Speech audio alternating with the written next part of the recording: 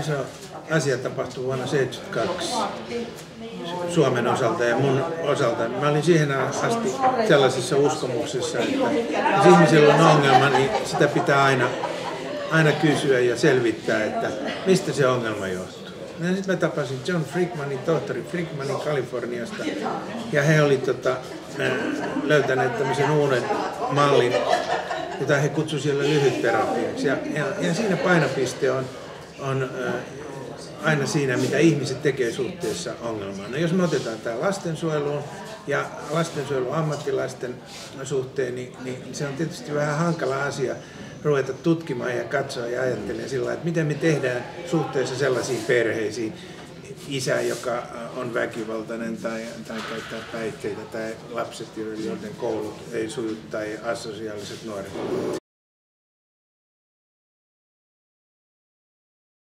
Jos me katsotaan psykoterapian, terapian auttamistyön tuloksellisuustutkimuksia ja metaselvityksiä siitä, että mikä on, niin sieltä löytyy ylivoimaisesti yksi asia ennen kaikkea, ja se on se hyvä asiakassuhde. Se selittää kaikkea eniten. No nyt mitä se tarkoittaa hyvä asiakassuhde sitten? Meidän pitäisi olla, jos me ajatellaan lastensuojelutyötä, niin meidän pitäisi olla hyvä yhteistyö kaikkien osapuolten kanssa. Ei vaan sen perheen, sukulaisten, tuttavien, koulu on mukana lasten elämässä, kaikkien ja muiden kollegojen. Ja no sitten kun me seuraavan kysymyksen avaan, niin no miten rakennetaan hyvä yhteistyö?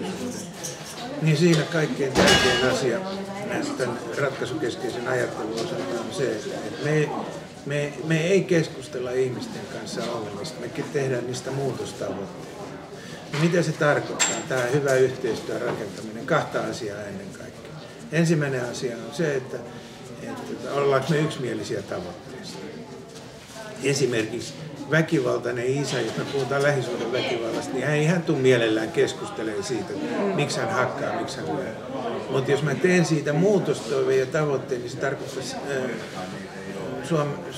suomennettuna ikään kuin nyt sitten ratkaisukeskeiselle kielelle sitä, että miten hän voi olla mukana tekemässä työtä siihen, että turvallisuus palautuu siihen perheeseen. Ja sen takia mulla on esimerkiksi tämä aihe tuolla turvallisuuden merkit.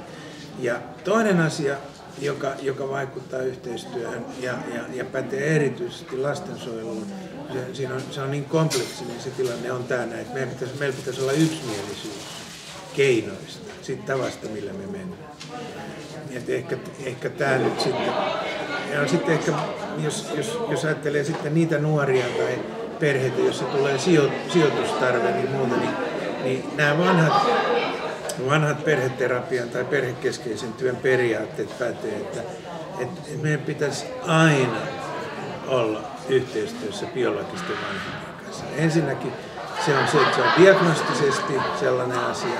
Ei me pystytä arvioimaan lapsen hoidon ja kehityksen tarvetta, jos ei me olla yhteistyössä biologisten vanhempien kanssa. Ei me saa, se sijoitus ei onnistu.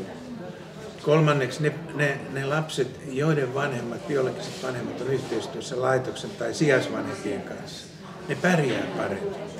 Jos meille tulee takaisinsijoitus perheeseen, se ei onnistu, jos ei meillä ollut yhteistyötä. Ja se viimeinen kohta on siis se, että uudelleen sijoitus. Kaikkeenhan ei palaa sinne biologiseen perheeseensä vai jonnekin muualle. Mutta siis lopputulema on siis se, että me pitäisi tehdä aina vain yhteistyötä. Se on se kaikkein tärkein.